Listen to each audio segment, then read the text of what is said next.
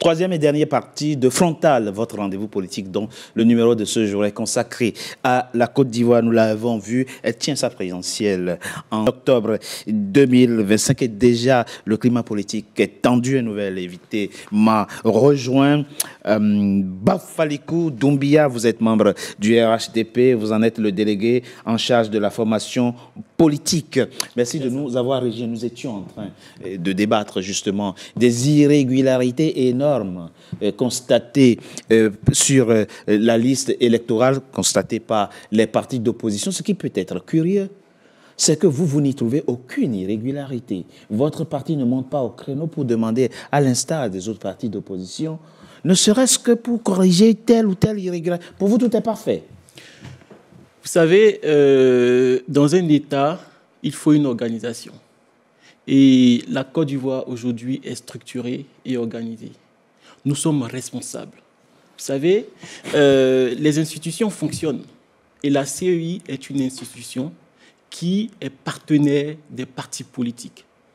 Il y a eu vraiment des avancées. La circulaire que venait de présenter mon collègue du RHDP tout récemment a été décidée sous Laurent Gbagbo en 2008. Monsieur, je vous dis simplement que l'État est une continuité. D'accord. Vous avez, okay.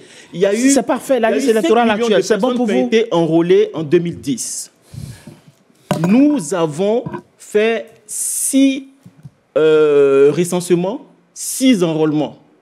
Et ces 6 enrôlements-là ont eu lieu de 2010 à 2025. On parle de 2025. Les accords, les partis politiques se sont mis d'accord pour s'engager sur un chronogramme, sur un principe, oui, en toute responsabilité. Oui, oui. Ils ont même décidé de 18 personnes pour pouvoir intégrer la CEI, dont les membres des différents partis politiques qui ont prêté serment. Vous savez, en fait, ils ont prêté serment devant le Conseil constitutionnel. Et il y a 2 entités aujourd'hui qui peuvent prêter serment au Conseil constitutionnel. C'est effectivement ces représentations de la CEI ainsi que le chef de l'État. D'accord.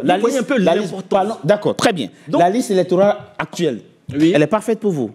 La liste électorale... Ça ne vous pose aucun problème? Le RHDP s'est inscrit dans un processus, un chronogramme arbitré par la CEI. Nous respectons ce programme, ce chronogramme. Je ne vous parle pas de programme. Mais oui. Je vous parle d'une liste, je vous parle de la liste électorale. Mais c'est la responsabilité de la CEI, qui est une institution. Ça, elle vous a été aussi distribuée. Nous nous organisons pour aller aux élections. Elle vous voit la liste électorale ou pas? La liste électorale, elle est crédible. Elle est crédible. Elle est crédible. C'est tout, voilà.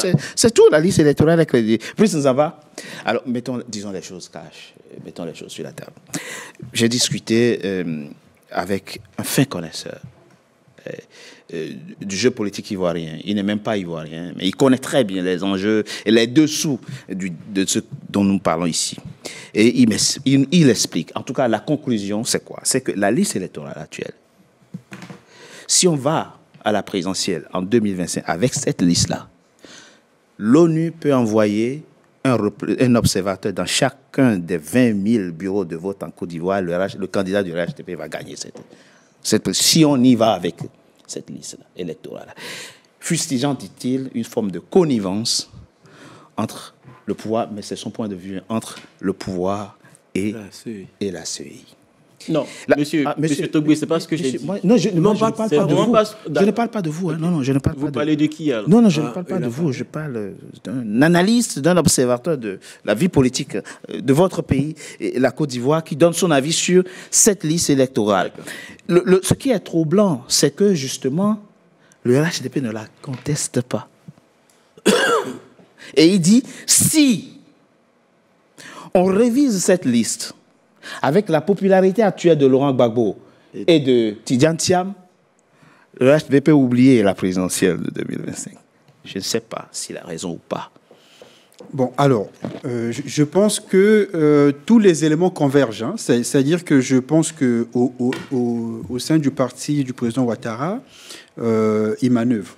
Parce que la politique, c'est aussi l'art des manœuvres. Hein. Parce que quand on veut atteindre un objectif, il faut manœuvrer, il faut accomplir des actes de nature à permettre l'atteinte de l'objectif. Donc, je pense qu'il y a d'abord le fait d'écarter mais ce n'est pas le président Ouattara en tant que tel, mais ce sont des manœuvres politiques. Qui sont intrinsèques au jeu politique. Au jeu politique. C'est-à-dire que le président Ouattara, on ne peut pas le lui reprocher, c'est la politique, c'est-à-dire qu'à manœuvrer de façon que le président Laurent Gbagbo ne soit pas candidat.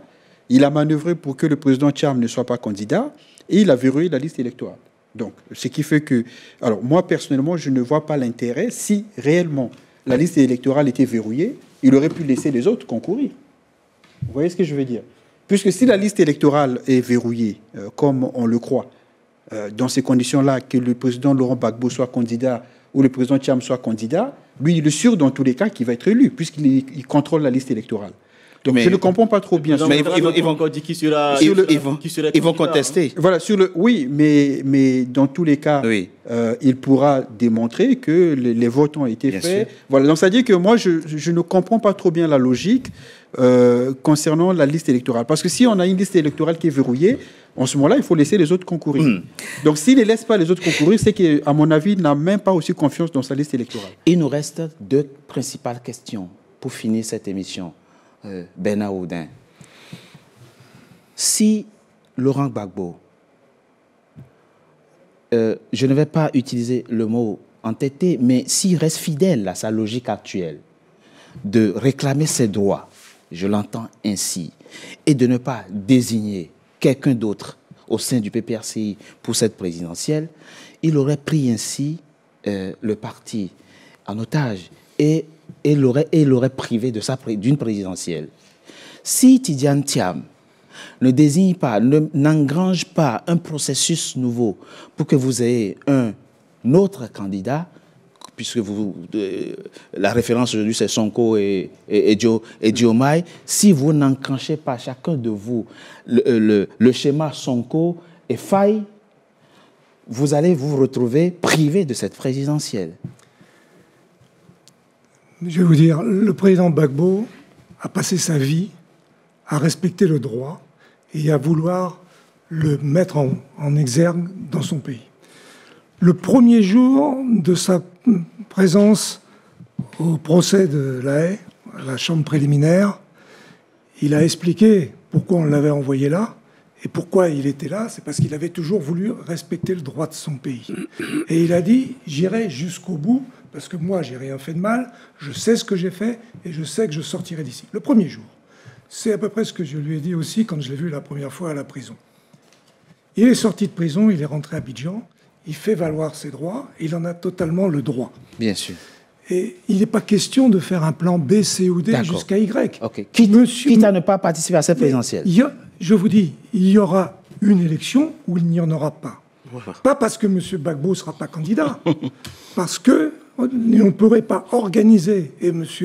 Brice tout à l'heure a eu tout à fait raison de dire qu'on ne peut pas faire une élection dans un pays comme la Côte d'Ivoire, hein, parce qu'on ne parle pas de la Sierra Leone, avec un candidat qui, normalement, est techniquement et juridiquement le seul à qui on pourrait dire « vous ne pouvez pas être candidat à la limite. Oui.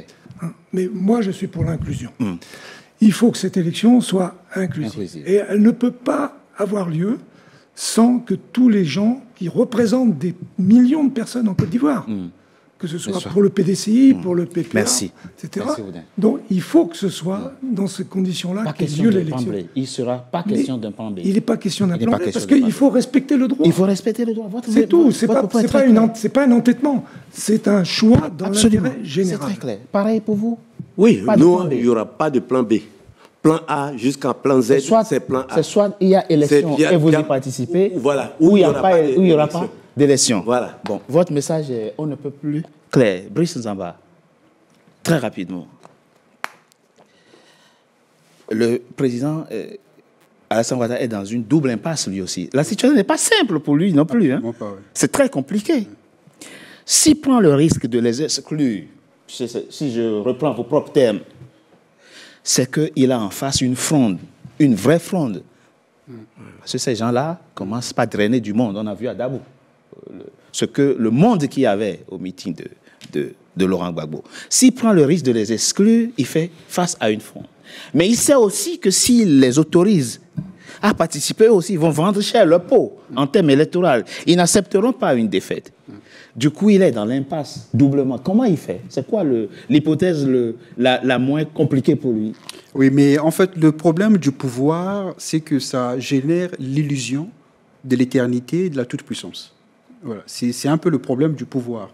Parce que si le président Ouattara avait des bons conseillers, il aurait pu laisser les autres concourir et puis manœuvrer de façon à ce que, si jamais il est réélu, que ça soit potable aux yeux de la communauté internationale. C'est ça. Parce que ce qui va se passer, c'est que si les autres sont exclus jusqu'au bout, les autres vont monter au créneau devant la communauté internationale pour dire que l'élection n'est pas du tout légitime. Et comme je l'ai dit, il y a une crise de légitimité. Et qui dit crise de légitimité dit contestation. Et donc toutes les contestations sont légitimes. Parce que quand l'élection n'est pas légitime, les contestations, elles le sont. Et les contestations, ça peut prendre toutes les formes. Voilà, comme vous êtes dans un pays comme la Côte d'Ivoire, avec son passé récent, il y a je n'aimerais pas dire des mots, mais je pense que ceux qui m'écoutent comprennent.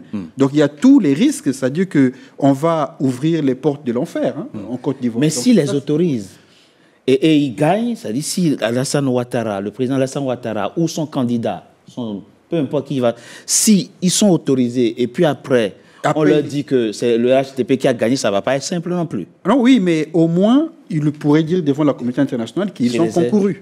Et que dans ce moment-là, ils vont faire les recours dans les canaux autorisés. Merci. Voilà, donc lui, il va faire jouer les institutions. Merci, maître. Vous avez été minoritaire à cette table. Je vous donne 30 secondes pour dire votre dernier mot très rapidement. Vous savez, en fait, il faut que les Africains apprennent à respecter les textes. Aujourd'hui, la Côte d'Ivoire est un pays où les institutions fonctionnent. Ces messieurs que vous voyez là, ils n'ont pas travaillé. Non, c'est pas personnel. Non, je parle en fait, des partis qu'ils représentent. Ils n'ont pas travaillé. Le RHDP s'est préparé pour pouvoir préparer effectivement des élections paisibles, libres et transparentes. Notre président de la République et le président du RHDP, il est méticuleux, il est stratégique. C'est une personne organisée.